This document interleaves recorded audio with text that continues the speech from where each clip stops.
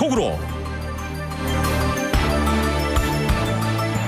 남가주 일대를 덮친 대형 산불의 피해 금액이 역대 최고치인 1,000억 달러를 넘나들 것이라는 추정이 나오고 있는데 3년 앞으로 다가온 LA 여름 올림픽이 원만히 치러질 수 있을지에 대한 우려감도 커지고 있습니다.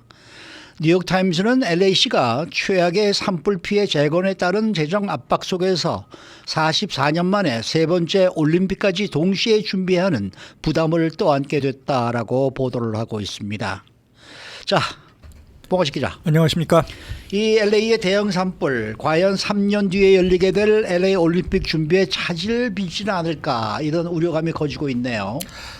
천사의 땅으로 불리고 있는 LA, 전 세계에 이 지역을 알릴 좋은 기회고, 그리고 올림픽이라는 측면에서 볼 때 3년 남은 시간이 그다지 긴 시간이 아니라는 전문가들의 분석입니다.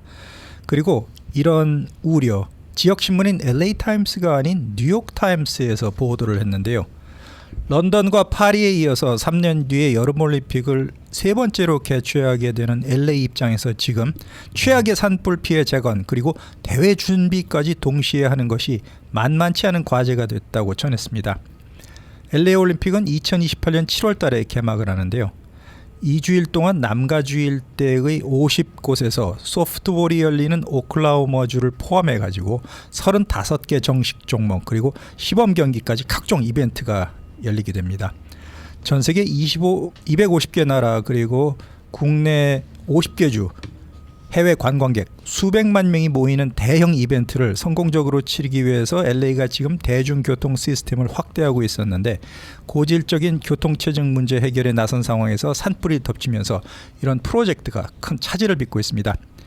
그리고 LA 올림픽 조직위원회에서도 입장권 판매를 포함해서 후원금, 국제올림픽위원회인 IOC의 지원금을 포함해서 70억 달러 규모의 예산을 마련할 계획이었는데요.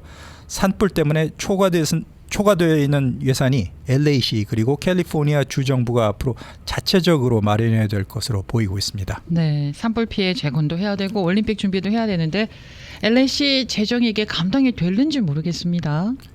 그렇기 때문에 일각에서는 엿새 앞으로 다가온 도널드 트럼프 행정부 출범이 오히려 LA 재건에 큰 부담이 될 것이다. 이런 분석도 나오고 있습니다.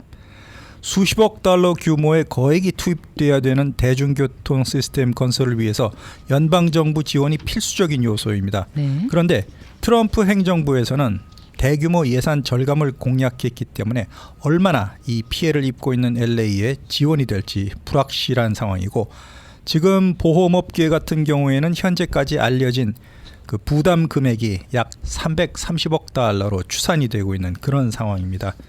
그리고 게빈 뉴섬 캘리포니아 주지사가 트럼프 대통령 당선자와 사이가 좋지 않은 앙숙입니다. 뉴섬 주지사가 최근 NBC 일요 시사 프로그램인 Meet the Press에 출연을 해서 이런 말을 했는데요. LA 올림픽이라는 대형 이벤트는 트럼프 차기 대통령은 물론이고 미국 그리고 캘리포니아, LA시가 함께 빛날 수 있는 기회다. 이렇게 강조하면서 연방정부의 필요성을 다시 한번 간곡히 호소하기도 했습니다. 트럼프가 과연 올림픽 지원금을 줄까 말까 참 네. 정말 그렇게 좀 상상이 잘 안 되는 그런 얘기네요. 그렇지만 3년 뒤 그 소파이 스타디움에서 열리는 개회식에서 미국 대통령 자격으로 개회 선언을 할 예정인데요.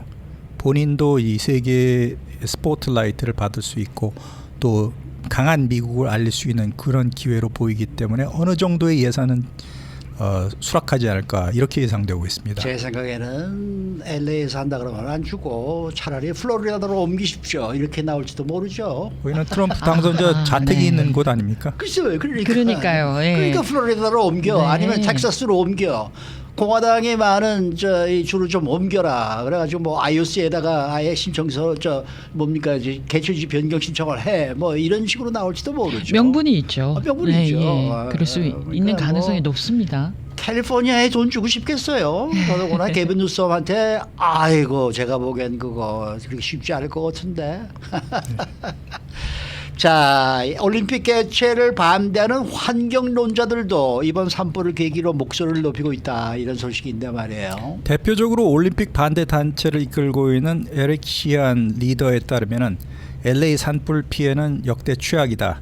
이 같은 전대미문의 위기 상황 속에서 공공자금 그리고 공무원들의 시간과 에너지를 글로벌 TV 쇼에 불과한 올림픽에 쓸 여유가 없다. 이렇게 항의를 하고 있습니다. 주민들의 관심이 식으면 비싼 돈을 들여서 개최하는 올림픽 유치 효과도 반감되는 셈이 되는데요.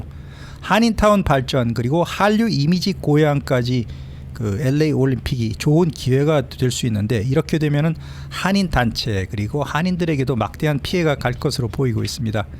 그리고 또 로스앤젤레스는 지난 1984년 두 번째 올림픽에서 당시 소련을 포함한 동구권의 보이콧으로 반쪽 올림픽을 치렀던 뼈아픈 경험이 있는데 21세기 첫 미주 땅에서 열린 올림픽을 역대 최고로 성대하게 치르고 싶어하는 열망이 여러 가지 이유로 차질이 빚어질까 봐 여러 사람이 전전긍긍하고 있는 그런 상황입니다.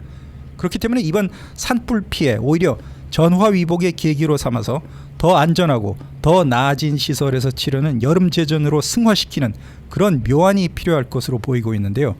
종합 제전인 올림픽과는 달리 축구 하나만 여는 월드컵도 내년 미국에서 벌어지는데 내년 6월 LA에서 8경기를 소파이 스타디움에서 소화할 예정인데 물론 월드컵 축구는 올림픽보다 부담은 덜하지만 어쨌든 3년 정도밖에 남지 않은 오륜 준비 이제 시간이 많지 않기 때문에 이번 화재 피해 복구와 함께 종합적으로 빨리 추진돼야 될 것으로 보입니다.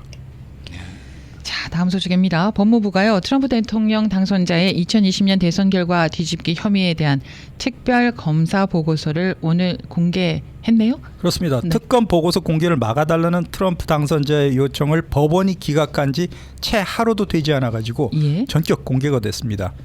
이 잭 스미스 특검은 보고서에서 트럼프 당선자의 유죄를 증명할 증거가 충분했다 이렇게 강조를 했는데요. 보고서에서는 헌법 때문에 대통령 기소와 사법 처리를 하지 못한다는 법무부 견해에도 불구하고 범죄 혐의의 중대성 그리고 정부의 증거가 지닌 강도, 사법 처리 타당성은 달라질 수 없다 이렇게 강조가 됐습니다. 그렇기 때문에 특검은 사법 처리를 전적으로 지지했다 이렇게 밝혔는데요. 스미스 특검은 이어서 특검은 법정에서 인정되는 증거가 재판에서 유죄 판결을 받고 유지되기에 충분하다고 결론지었다 이렇게 강조를 했습니다.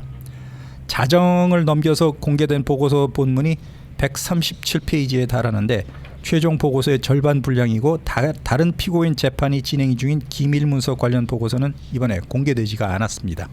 네, 그러면 특검이 강조한 트럼프 당선자 혐의는 무엇이었습니까? 스미스 특검에 따르면 트럼프 당선자가 자신의 권력을 유지하기 위해서 선거의 정당한 결과를 뒤집기 위한 전례 없는 범죄적인 시도를 했다. 이렇게 기소 추진한 이유를 자세히 설명했습니다. 이 보고서에 대해서 뉴욕타임스는 트럼프 당선자에 대한 이례적인 비판이다. 이렇게 전했고요. 또 스미스 특검이 최근에 사임을 하기는 했지만 그의 말은 트럼프 당선자의 행동에 대한 방대한 증거와 상세한 설명을 환기시켰다고 전했습니다. 트럼프 당선자가 자유롭고 공정한 선거 결과를 뒤집으려고 했을 뿐만 아니라 2020년부터 대선 일부터 의회 습격 사건이 있었던 2021년 1월 6일까지 혼란스러웠던 몇 주일 동안 반대자들에 대한 폭력을 지속적으로 조장을 했다. 이렇게 보고서가 적시를 했습니다. 다시 말씀드리자면 4년 전 의회 습격 가담자들이 트럼프 당선자를 대신해서 그렇게 행동한 것으로 판단한다고 특검 보고서에 명시가 된 것입니다. 그리고 이제 곧 취임하는 트럼프 차기 대통령이 1월 6일 사태 주범들을 사면을 하겠다고 공언을 해왔기 때문에 취임 이후에 이와 같은 어떤 사면 행보를 보일지도 주목되고 있습니다. 네, 그런데 트럼프 당선자 쪽에서는 이런 특검 주장 인정하지 않고 있잖아요. 조사 과정에서 스미스 특검팀이 굉장히 큰 어려움을 겪었다고 토로했습니다. 대통령 특권과 면책권을 둘러싼 법적인 싸움에서부터 출발해서 트럼프 당선자가 온라인을 통해서 자신의 영향력과 추종자를 이용해서 증인들을 위협하고 괴롭히는 것을 막기 위해서 소모적인 소송에 나서야 됐다. 이렇게도 해명을 했는데요. 가장 큰 도전 과제는 트럼프 당선자가 연방범죄 수사가 진행 중인 상황에서 대선 후보 출마를 선언한 것이었다고 합니다. 특검 지명과 업무의 타이밍, 그 당시 환경을 고려할 때 형사법과 사법 절차가 큰 혼란에 빠져서 많은 미국 사람들이 어려움을 겪었다, 이렇게 호소하게 됐는데요. 결국 이번 보고서 공개가 예일린 캐넌 판사가 2020년 대선 결과 뒤집기 혐의에 대한 특검 수사 보고서 전체를 비공개해달라는 트럼프의 요청을 기각한 지 하루 만에 오늘 전격적으로 이뤄진 것입니다. 트럼프 당선자 변호인단은 보고서 초안을 본 뒤 이렇게 항변을 했는데요. 대통령 인수를 방해하려는 정치적인 공격이다. 그리고 트럼프 본인도 트루스 소셜을 통해서 미쳐버린 특검 잭 스미스가 얼마나 절박한지 보여주려고 새벽에 가짜 조사 결과를 공개했다, 이렇게 맹비난을 퍼부었습니다. 그리고 스미스 개인에 대해서도 내가 압도적으로 승리한 선거 전에 자신이 맡은 사건을 재판에 회부하지도 못한 상당히 멍청한 검사였다, 이렇게 비난을 했습니다. 자, 그런데 이 특검에 이렇게 보고서가 공개가 됐잖아요. 그런데 트럼프 쪽에서는 So what? 이렇게 반응이 나오지 않을까? 이게 이렇게 정치적으로 어떤 영향이 있을까요?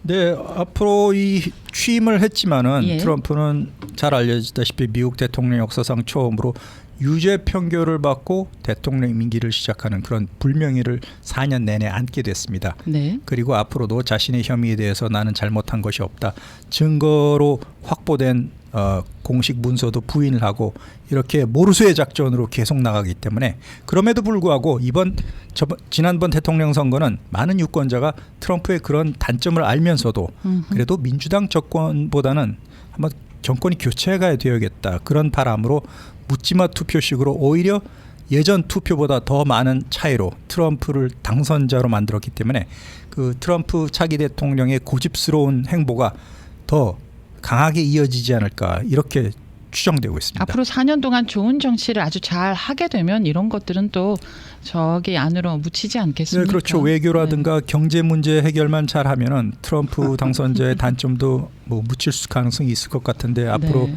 1월 20일 취임 이후에 주시해봐야 될 것 같습니다. 특검의 리포트는 이런 식으로 써 있다고 하더라도 뭐 이에 대한 뭐 재판은 어차피 안 받게 되는 그러니까요. 거니까 네. 그냥 허지부지 되는 거죠. 그냥 뭐. 흠집이 좀 났을 뿐인 네, 거죠. 그러니까 네. 그러니까 지금 뭐 이걸로 인해서 뭐 재판을 받아서 유죄 판결이 나온 것도 아니고, 그러니까 무슨 흠집이 있을 것도 없어요. 도덕성에 약간 도덕성 네. 문제는 이제 먼지가 좀 많게 민주당 되는. 쪽 얘기지. 공화당 쪽에서는 뭐 네. 아니 거기 의회 폭동 사건으로 지금 체포된 네. 사람들 다 지금 사면하겠다는 얘기 아닙니까? 네. 그러니까 뭐 트럼프 쪽에서는 뭐 별다른 뭐 아무런 그러니까요. 네, 저게 네. 없는 거죠. 뭐. 왜 이 시점에 특검에서는 보고서를 또 공개를 하고 아니 이 사람이야 또 자기가 또 열심히 네. 또 시간 들여서 또 특검을 리포트를 만들었는데 했으니까. 공개하고 싶겠죠. 그리고 자기가 보기에는 분명히 유죄인데 네네. 그러니까 공개 안 하겠습니까? 이건 뭐 허지부지 되더라도 난 공개를 하겠다. 네. 그게 나온 거고 네. 또 법원에서 또 공개하라고 또 하라고 있죠. 했고. 판결이 나왔고 하지만 대세에는 크게 지장이 없고 지장이 없죠. 뭐. 네네. 네. 자, 그러나 저러나 트럼프 내각의 첫 번째 시험 때 이 상원 청문회가 오늘부터 시작이 되네요. 트럼프 2기 행정부 내각 지명자에 대한 상원 인사청문회 개시됐습니다. 청문회에서 가장 큰 주목을 받는 인물이 군 경력 부족 그리고 성폭력 의혹과 음주 논란에 휩싸인 피트 헤그세스 국방장관 지명자인데요. 올해 45살, 상당히 젊은 사람입니다. 영국의 더 타임스가 보도한 바에 따르면 이번 청문회 트럼프 당선자의 의회 장악력을 가늠하게 되는 계기다, 이렇게 강조를 했는데, 헤그세스 본인뿐만 아니라 트럼프 차기 대통령의 파워를 가늠할 수 있는 시험대다, 그런 뜻입니다. 그렇지만 민주당에서는 헤그세스 지명자에 대해서 송곳 검증을 이 시간에도 계속 이어가고 있는 그런 상황이 있는데요. 그 트럼프와 그 공화당은 인준 과정이 순탄하지 못하면 나머지 지명자 인준도 영향을 받을 수 있고, 트럼프 차기 행정부가 출범하기 전부터 국정 운영 동력이 떨어질 수 있다면서 총력 방어를 예고한 상황입니다. 119대 의회에서 공화당은 상원 100석 가운데 과반이 넘는 53석을 보유해서 4명만 이탈을 해도 인준이 부결될 위기에 처하게 됩니다. 네. 그러면은 피트 헥세스 국방장관 지명자는 어떤 사람입니까? 어떤 배경을 갖고 있어요? 팍스 TV를 보신 분들은 얼굴이 많이 익으실 겁니다. 네. 보수 성향의 팍스 TV 뉴스 앵커맨 출신인데요. 육군 소위로 임관을 했고 미네소타 방위군에 배치된 전력이 있습니다.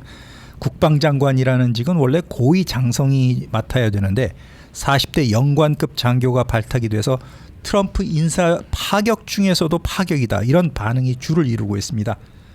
팔각형 펜타곤으로 불리고 있는 국방부가 286만 명의 인원을 거느리고 회계년도 1년에 1조 4천억 달러 예산을 주무르는 공룡 부처인데요.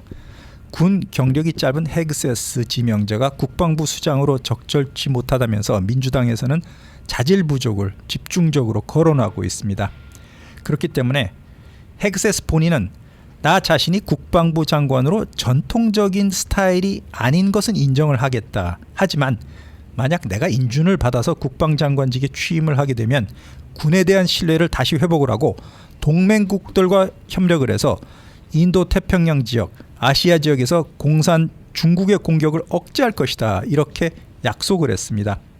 워싱턴 포스트는 민주당 상원 의원들이 헤그세스 지명자의 거의 대부분 반대표를 던질 것이라고 예측을 했는데, 지난해 대선 패배로 빼앗긴 국정 주도권을 조금이라도 되찾아오자 이런 계산으로 민주당에서는 헤그세스 지명자의 낙마를 위해서 아주 열심히 뛸 것이라는 그런 보도입니다. 근데 이 헤그세스 지명자는 오늘 벌써 인준회를 거치면서 지금 폭탄 발언을 했지 않습니까? 북한은 이제 핵 보유국이다라고 아예 지칭을 해버렸기 때문에 이거 앞으로 좀 문제가 커질 것 같은 느낌이 드네요. 그렇습니다. 예전부터 굉장히 술을 좋아했고요. 헤그세스 지명자가 여성이 전투에 나서서는 안 된다, 이런 성차별적인 발언도 한 적이 있습니다. 또 말씀하신 대로 과거에 김정은 북한 국무위원장도 국민을 학살하는 사람이 되고 싶지는 않을 것이다, 그에게도 기회를 주자, 이렇게 독재자를 옹호하는 발언으로도 물의를 빚었는데, 논란을 의식한 듯이 지금 청문회에서는 한껏 자세를 낮추면서 대답을 하고 있는 그런 상황인데, 네. 이런 여러 가지 논란을 어떻게 슬기롭게 헤쳐나가면서 최종 인준을 받을 수 있을지 주목됩니다. 네, 수고 많으셨습니다. 고맙습니다. 봉화식 기자였습니다.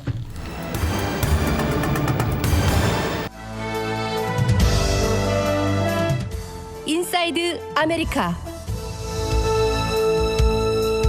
네, 남가죽 대부분 지역에는 지금 특별 위험 상황, 이 적색 경보가 내일까지 지속이 되겠는데, 과연 이 적색 경보, 특별 위험 상황이라는 적색 경보는 얼마나 위험하고 또 얼마나 우려되는 것인지 한번 알아보도록 하겠습니다.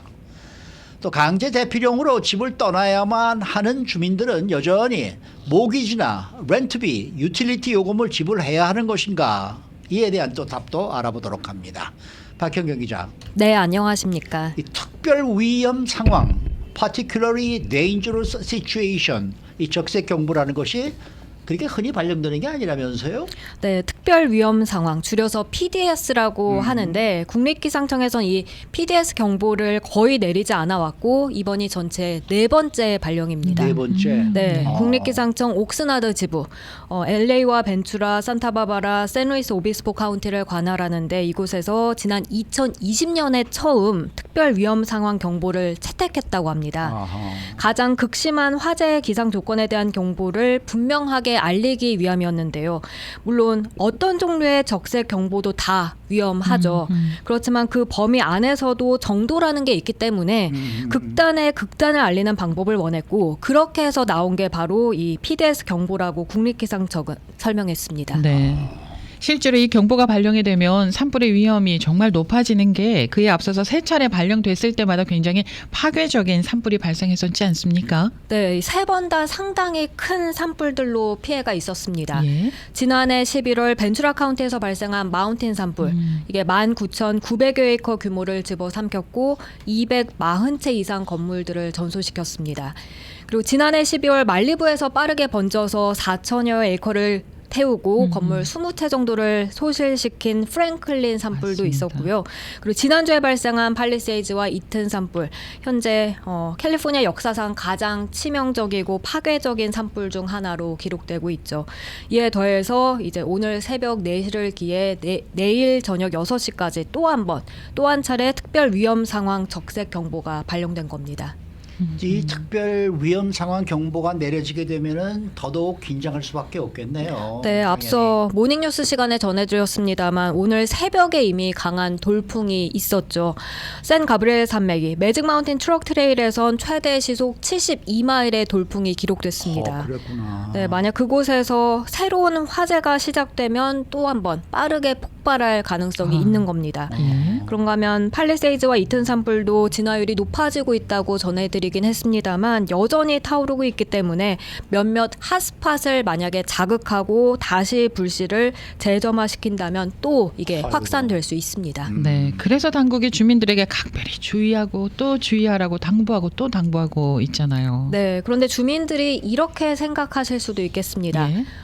그렇게 강풍이 분다고 하는데 생각보다 안 부네? 라고요. 제가 그렇게 생각했어요. 방금 전에 그렇게 네. 말씀하셨죠. 아니 창밖에 봐도 나무의 흔들림이 별로 흔들림이 없어요. 없습니다. 네. 네. 그런데 이 기상학자들은 경보가 발령된 기간 내내 바람이 강해지기도 하고 또 반대로 약해지기도 한다고 경고합니다. 그래서 이미 강풍이 지나간 건가 아니면 예보가 틀렸나 이렇게 기대하지 말라고 기상학자들은 말합니다. 바람이 정말 언제든지 간에 최고조에 달할 수 있는 만큼 내일까지는 계속해서 경계하라고 당국은 강조했습니다. 그렇지 않아도 제가 어제 엔시너 지역에 일이 있어서 갔다 왔는데요. 어제 LA는 하나도 바람이 불지 않았는데 그 지역은 나무가 꽤 흔들릴 정도로 바람이 불더라고요. 지역마다 예, 다른 거죠. 맞습니다. 네. 그러면은 지금 상황 같으면은 지금 그 이 산불 외에도 염두에 둬야 될 그런 주의사항이 좀 있다고요. 이미 예상하시겠습니다만 정전 또 단전 가능성 고려하셔야겠습니다. 그리고 나뭇가지나 커다란 나뭇잎들이 떨어져서 도로에 휘날리는 것도 예상할 수 있는 부분이죠. 물론 지난주만큼 강력하진 않다고 하니까 다행이긴 하지만요. 그래도 조심하고 또 미리 대비하셔야 하겠습니다. 네. 바람도 바람인데 이 산불은요. 건조함, 이게 습도가 굉장히 중요한데 아주 바싹 말랐다 이렇게 표현할 수 있는 그런 상황 아닙니까? 맞습니다. 마지막으로 LA 다운타운에 상당한 양의 비가 내렸던 게 네. 지난해 5월 5일이었습니다. 그때 당시 0.13인치 비가 내렸고요. 상당한 비가 내렸는데 그게 0.13인치였어요. 네, 그리고 지난해 10월 1일 이후로는 0.16인치 비가 내린 게 다였습니다. 예. 이게 역사적으로 봤을 때 이 시즌, 이 시점까지 내렸어야 할 평균 5.34인치에 비하면 비 단 한 방울에 불과하다는 그러네요. 지적입니다. 네. 지난해 5월 초부터 12월 말까지 이렇게 비가 적게 내린 적이 있긴 한데 그게 1962년으로 거슬러 올라가더라고요. 당시 LA 다운타운의 비가 0.14인치밖에 내리지 않았다고 하는데 확실히 이번에도 굉장히 극히 건조한 겨울을 시작하고 나서 극단적인 기록에 매우 가까운 것입니다. 자, 그러면 내일까지 강풍이 지금 예보가 돼 있고 그 후에는 어떻게 되는 거예요? 내일 밤부터 약간의 완화 또 개선이 있을 것으로 예보됐습니다. 오는 금요일과 토요일에 바람이 바다에서 불어오고 습도가 좀 더 높아지긴 하겠는데요. 다만 엔텔로펠리 그리고 산타바바라 카운티 이런 곳에선 여전히 돌풍이 문제가 될 수도 있겠습니다. 그런데 완전하게 안도할 수 없는 상황인 게요. 오는 일요일과 다음 주 월요일에 또 다른 산타애나 강풍이 발생할 수 있다는 사인이 나오고 있다 하고요. 그렇게 LA와 벤투라 카운티에 적색 경보가 또다시 발령될 확률 30-40%에 달한다고 하네요. 그러면은 당장 뭐 상황이 나아질 기미가 없는 거잖아요. 네, 기상학자들은 다음 주 산불 날씨가 지난주만큼 강하진 않을 것이라고 전망했습니다만 예. 단기적으로 봤을 때 예보에는 비가 내리지 않는 것으로 지금 나옵니다. 네. 현재로선 오는 25일 다음 주 토요일까지는 LA에 비가 내릴 가능성이 크지 않습니다. 따라서 산불에 있어서 날씨가 많이 나아진다고 보는 희망은 아쉽지만 갖기 어려운 그런 상황입니다. 원래는 월요일 무렵에 이번 주말에 금요일, 토요일, 일요일에 10에서 20% 가벼운 소나기 내릴 확률이 비가 온다고 있었거든요. 그랬잖아요. 그런데 완전히 싹 사라졌죠. 사라져 버렸습니다. 그 비 소식은 싹 사라졌죠. 사라졌어요. 예. 그리고 뭐 이번 주말에 조금 그런 대로 기온이 내려가고 뭐 좀 습도가 올라갈 있고. 것이다. 그래서 화재 진압에 도움이 될 것이다라고 오늘 아침까지만 나오더니 네. 이제 또 그 얘기 싹 없어졌네요. 싹 없어졌어요. 속상합니다. 자, 그다음에는 이 집이 불타버렸는데 모기지를 그래도 갚아야 되냐 이런 질문들이 또 나오고 있는 것 같아요.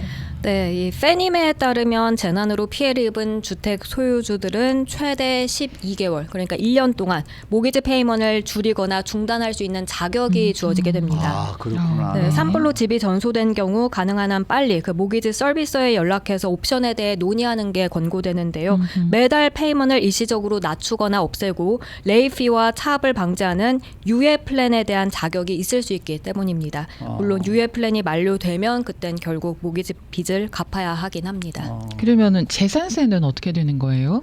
집이나 비즈니스가 폭풍이나 산불 같은 것으로 피해를 입은 경우 LA 카운티 그 액세서스 오피스를 통해서 임시적으로 이 property tax relief 재산세 감면 자격을 받을 수 있습니다. 단 그러기 위해선 부동산에 대한 재평가를 요청하기 위해서 관련 클레임을 해야 하겠는데요. 근데 이것도 자격이 있긴 합니다. 재산 피해가 $10,000를 초과하고 사고 발생 후에 12개월 이내 청구를 제출하는 경우에만 이 자격이 주어지게 됩니다. 그래서 만약 요청이 승인된다면 감면된 세율은 집이나 비즈니스가 복구되거나 재건될 때까지 유효합니다. 네. 또 산불로 피해를 본 주민들 가운데는 주택 소유주들도 있겠습니다만은 렌트에서 살고 있는 세입자들도 많을 텐데 이러한 그 렌트한 집이나 혹은 아파트 혹은 비즈니스 이런 것들이 다 전소가 되고 파손한 경우에는 렌트비를 내야 되느냐 말아야 되느냐 어떻게 되는 겁니까? 캘리포니아 주법에 따르면 재해로 렌탈 유닛이 완전하게 파괴된 경우 그때는 임대 계약이 무효화된다고 합니다. 따라서 더 이상 렌트비를 지불할 필요는 없겠고요. 이 집주인은 시큐리티 디파짓, 보증금까지 다 돌려줘야 합니다. 완전히 파괴됐을 경우에는 그런데 부분적으로 파손된 경우는 어떻게 되는 거예요? 만약 렌탈 유닛이 부분적으로 파손돼서 거주할 수 없는 경우엔 임대 계약을 종료하거나 집주인이 필요한 수리를 다 해줄 때까지 기다릴 수 있겠습니다. 수리를 기다리는 동안 렌트비를 내지 않아도 되긴 하지만 주택으로 다시 이사에 들어가는 경우는 예외입니다. 그러니까 주택에 들어가 살면서 그동안 수리를 하는 거라면 그때는 렌트비를 지불해야 한다는 겁니다. 네. 집주인의 경우엔 이 재난 발생 후에 수리에 대한 책임이 당연히 있겠고 가능한 한 빨리 그곳에서 사람이 살 수 있는 상태로 만들어줄 의무가 있습니다. 네, 네. 이번 산불이 난 후에 지금 뭐 여러 가지 얘기들이 많이 나오고 있습니다만은 앞으로 렌트비가 이게 상당히 올라갈 것이다 이런 이제 기사들이 지금 많이 나오고 있거든요. 네. 그러면은 산불 영향을 받지 않았던 지역에서도 이 렌트비가 올라갈 수 있다는 얘기입니까? 캘리포니아주에선 이른바 바가지 요금 방지법이란 게 시행돼서 비상사태가 선포된 후에는 비상사태 이전 수준보다 최대 10%까지 이 렌트비 인상을 제한하고 있습니다. 10%까지는 올릴 수 있다는 얘기네. 네, 그렇습니다. 네, 이 제한은 기존 세입자들은 물론이고요. 새 임대 계약 모두에 다 적용되는 겁니다. 그리고 캘리포니아 아파트 협회에 따르면 이 바가지 요금 방지법은 캘리포니아주 안에서 다른 곳으로 거처를 옮겨야 해서 거주지 수요가 증가하는 곳 어디에나 적용이 된다 하고요. 그리고 이번 산불로 인한 렌트비 인상 상한 제한 행정명령이나 이 로컬 정부에서 선언을 통해서 연장되지 않는 한 오는 2월 6일에 만료되겠습니다.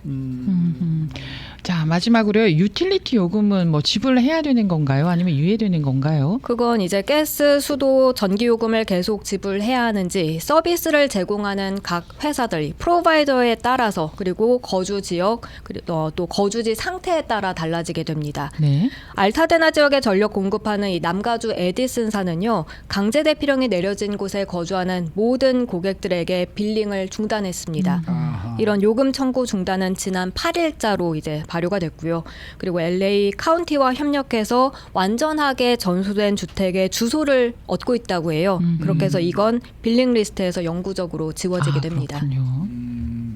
이 서든 캘리포니아 가스 컴퍼니, 남가주 가스 컴퍼니는 어떻습니까? 집이나 비즈니스 일은 남가주 가스 컴퍼니 고객들은 서비스 종료하기 위해서 그 회사에 연락할 필요는 없겠습니다. 아, 그래요? 남가주 가스 컴퍼니는 집이 전소된 고객의 현재 빌 그리고 가장 최근 빌까지 면제해 준다 하고요.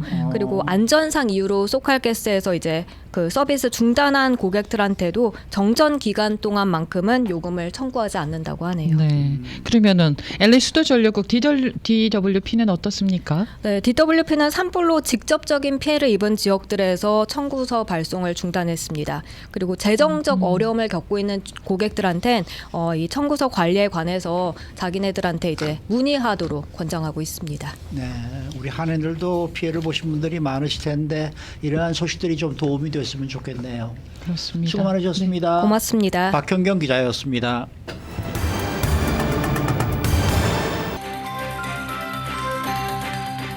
데일리 브리핑. 네, 노동법 전문 주찬아 변호사 모십니다. 주 변호사님 안녕하십니까? 네, 안녕하십니까. 네. 네. 변호사님, 이번에 이 산불 피해로 인해서 정말 내가 살고 있던 주택이 큰 데미지를 입었을 때 내가 직장에 출근을 할 수가 없는 상황이 됐을 경우에 이런 경우에는 어떻게 해야 되는 겁니까? 이게 무슨 뭐 법적으로 정해진 이렇게 오프 기간이 있는 겁니까? 아니면은 고용주와 상의를 해가지고 적절한 그러한 조치를 취하는 겁니까? 어떻게 해야 되는 건가요? 네, 현재로서는 고용주와 상의를 해서 적절한 조치를 취하는 방법이 가장 바람직할 것 같고요. 아직까지는 어떠한 이 고용에 관한 그리고 네. 직장의 시간을 타임오프하는 것에 관한 어떠한 특별한 이머전시 법이나 그런 것들이 아직 채택되지는 않았습니다. 그러면 네. 적절한 조치라고 하면은 기존에 그동안에는 어떤 적절한 조치가 있었어요?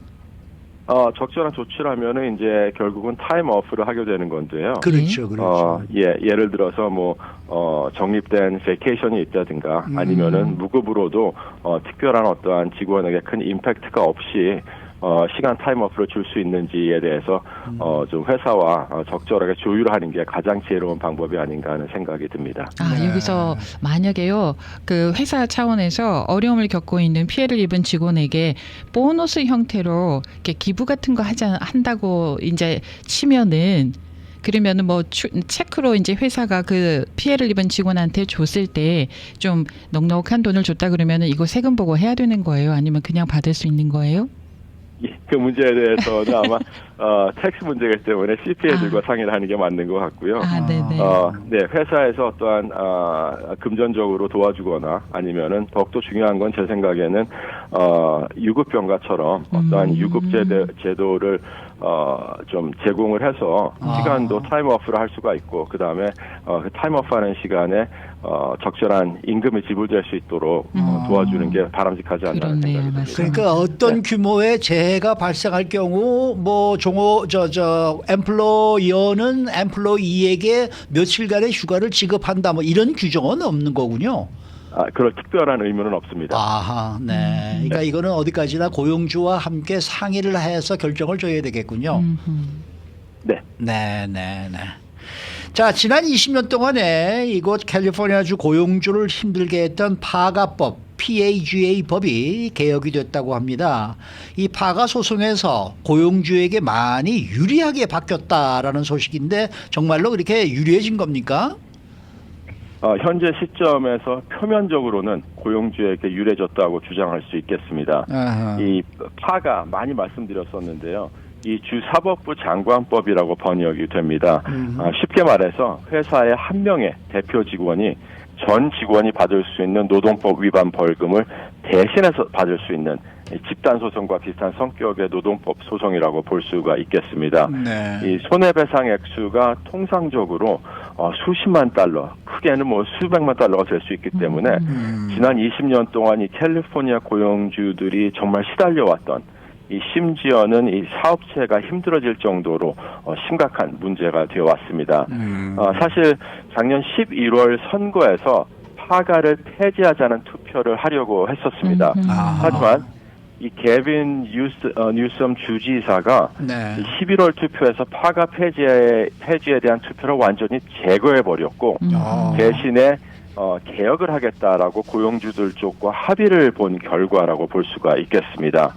이 심각한 파가의 문제점과 그리고 직원이 공정하게 대우를 받도록 보장하려는 이 캘리포니아주의 이 균형을 맞추려고 시도한 것으로 일단은 보여지고 있습니다. 네. 이 파가 개혁법은 2024년 6월 19일, 작년 6월 19일 이후에 제기된 케이스에만 적용이 되겠습니다.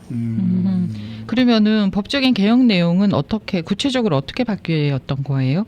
예, 가장 큰 획기적인 이 변화 중에 하나는 이 파가에서 가장 악의적인 측면 중에 하나가 이 자신이 겪지 않은 위반에 대해서 고용주를 소송할 수 있다는 것입니다.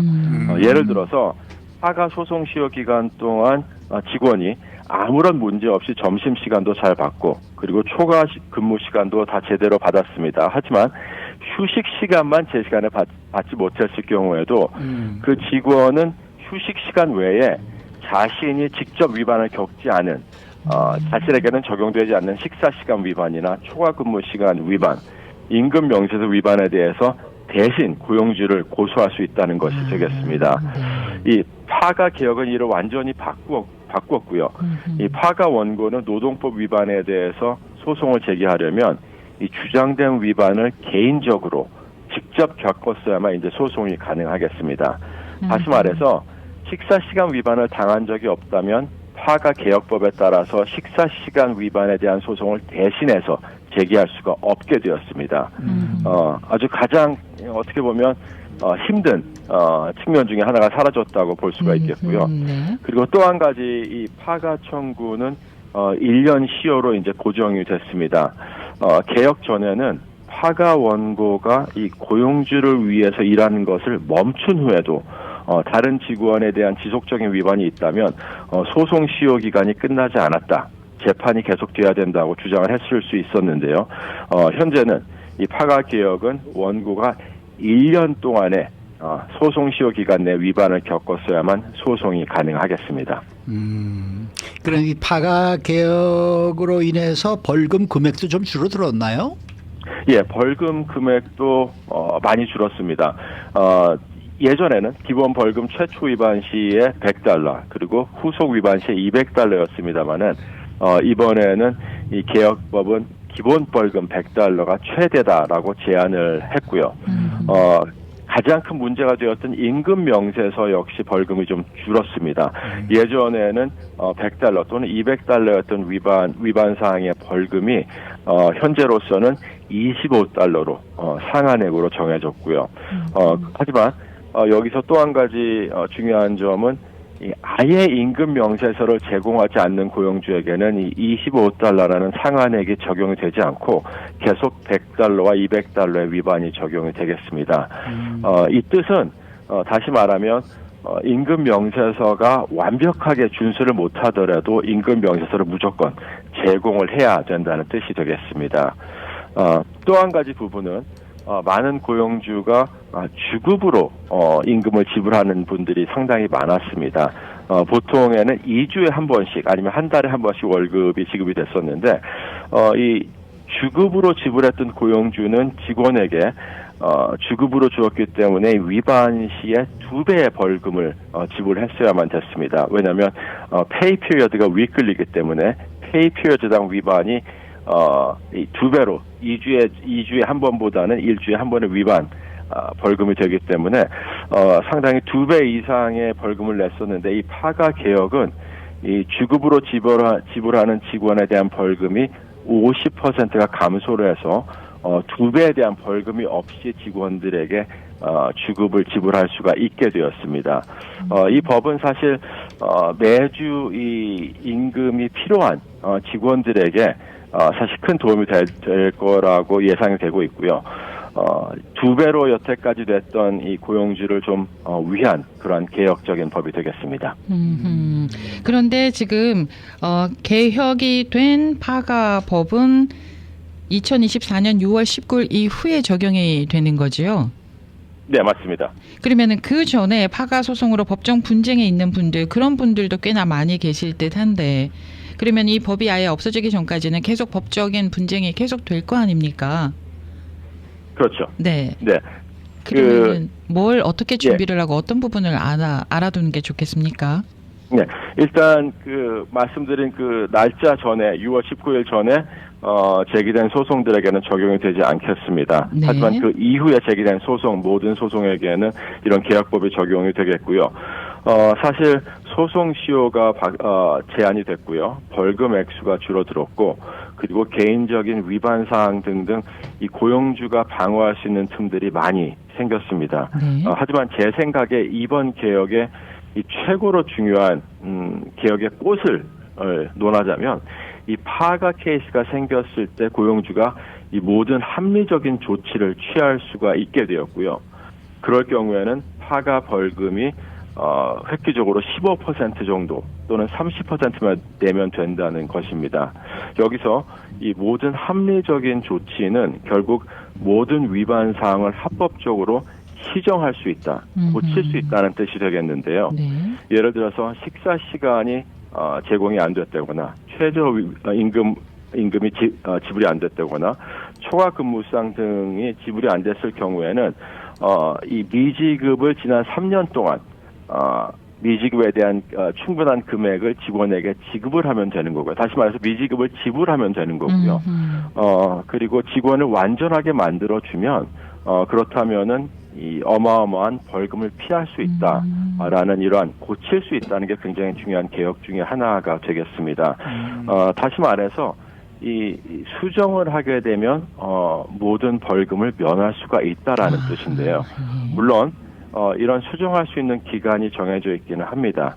그렇기 때문에 이 사실 이 고용주 입장에서는 어떠한 위반 사항이 있다면 이 소송 전에 어떤 노동법 감사를 통해서 미리 고쳐 놓을 수 있는 그러한 어떠한 틈새가 생겼다고 볼 수가 있겠고요. 사실 모든 개혁에는 양면이 있습니다. 네. 이 파가 개혁은 일반적으로 임금이나 근무 시간 관행을 즉시 수정하고, 그리고 이 파가의 가장 오래된 측면적인 일부를 수정하는 이 고용주에게 유리하게 보상하는 것을 제공하는 것을 목표로 하고 있습니다. 하지만 이 개혁의 가장 나쁜 점 중에 하나는 네. 이 게빈 뉴섬 주지사가 법률을 완전히 없앨 수 있는 기회를 빼앗아 갔다라는 의견이 굉장히 많습니다. 그리고 또 하나는 이 불만을 토로하면서 이 감소된 수입원으로 이 파가 개혁이 단순히 원고 측 변호사들에게 불리해진 것이 아니고 원고 측 변호사들이 이제는 이 돈을 더 많이 벌기 위해서 사건의 양을 늘리고 또 이걸 해결하는데 더 많은 돈이 들어가지 않을까 하는 어떤 우려도 상당히 많은 상황입니다. 그러면요, 이미 파가 소송으로 법적 분쟁을 겪고 있는 분들은요, 좀 억울하지 않겠습니까? 예, 네. 그럴 수 있습니다. 그래서 네. 많은 분들이 사실은 작년 11월에 예. 선거를 해서 이 파가를 완전히 없애야 되겠다라는 그런 계획을 하고 있었는데 갑작스럽게 이 뉴섬 주지사가 그걸 없애버리고 개혁을 했기 때문에 사실 6월 19일 전에 제기된 소송에서는 어쩔 수 없이 예전대로 해결을 보셔야 되는 거지만 앞으로 그리고 현재 지금 진행되고 있는 2월 19일 이후에 제기된 소송들은 충분히 어떠한 시간과 그리고 금전적인 걸 통해서 고치고 또 시정을 함으로써 파가에 대한 데미지가 굉장히 많이 줄을 수 있는 그런 상당히 임팩트가 있는 법이라고 볼 수가 있겠습니다. 아니 근데 변호사님 지금 저 한 분이 질문을 하셨어요. 가장 근본적인 것 파가 네. 소송이 뭡니까 이러셨는데 네네. 어떻게 간단하게 파가 좀 예. 네, 간단히 설명을 드리겠습니다. 파가 소송은 직원 한 명이 예를 들어서 직원 50명이 있는데 직원 한 명이 직원 50명에게 적용되는 모든 노동법 위반 사항에 대한 벌금을 대신 받겠다라는 그러한 소송이 되겠습니다. 그래서 주된 이제 위반 사항은 초과 근무 수당을 받지 못했을 경우에 또 식사 시간과 휴식 시간을 받지 못했을 경우에 그리고 임금 명세서를 제대로 받지 못했을 경우에 주어지는 위반 때는 그 벌금을 한 명의 직원이 나머지 49명에 대한 직원에게 모든 위반 벌금을 대신 받아내는 그러한 소송이 되겠습니다. 앞서 세 가지 얘기해 주셨는데요. 월급 명세서를 못 받았거나 오버타임을 못 받았거나 뭐 점심시간을 제대로 못 받았거나 이 세 가지가 다 포함이 돼서 소송이 됐단 말입니다.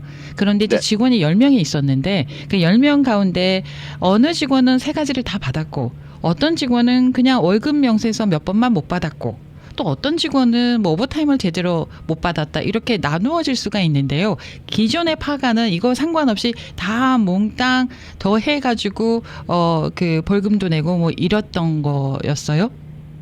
예, 맞습니다. 통상적으로 한 번의 위반 사항이 한 직원에게 적용이 되면 주로 이제 다른 직원에게 적용이 된다라고 간주가 되고 있습니다. 왜냐하면 같은 시스템으로 페이롤이 지불이 되기 때문에 네. 사실 한 직원의 위반이 다른 모든 직원에게도 사실 위반 사항이 되어 왔고요. 그렇지 않은 경우에는 예. 어떠한 고용주가 방어를 할 수 있는 방어막이 생기는 것은 사실입니다. 그러니까 근본적으로 조금 이 상식적으로 생각할 때 조금 이게 성립이 안 될 수밖에 없는 그러한 클레임이었다라는 느낌이 드는데 그렇습니까? 네. 뭐 일단 그렇다고 볼 수도 있습니다. 그 중요한 점은 개인적인 직원의 위반 사항이 다 제각기 다르면 사실 파가 클레임이 성립되기가 힘듭니다만은 그쵸. 사실 모든 직원의 말씀드린 것처럼 시스템이 다 비슷하게 움직이기 때문에 사실 파가 한 직원의 위반이 다른 직원에게도 적용이 될 수 있는 확률은 상당히 높아왔던 게 사실입니다. 네. 혹시 이런 거 제가 이제 법이 좀 궁금해서 법이 바뀌었다, 개정이 됐다라는 거는 그게 기존에 있었던 법에 좀 문제가 있어서 개정된 것이 아니겠습니까? 그래서 제가 이전에 진행이 되고 있었던 파바 소송도 문제가 있기 때문에 이걸 다시 정부를 상대로 소송을 해가지고 기존의 파가 법은 좀 맞지 않습니다. 이렇게 그 항의성의 소송을 다시 진행할 수 있나요? 그냥 여쭤보는 겁니다. 예, 하여튼 법이 개혁이 되든 안 되든, 네. 챌린지 도전을 해서, 법적인 도전을 해서, 네. 법이 바뀔 수가 있겠고요. 아하, 지난 네. 20년 동안 문제가 너무 많아왔기 때문에, 사실은 이 법을 없애자라는 의견이 굉장히 강했습니다만, 네. 1차적으로 일단 개혁이 됐고요. 앞으로 또 이 파가법이 어떻게 바뀔지, 그거 좀 두고 봐야 되겠습니다. 그렇군요. 네. 오늘 말씀 잘 들었습니다. 네, 감사합니다. 네, 노동법 전문 주찬호 변호사 함께했습니다.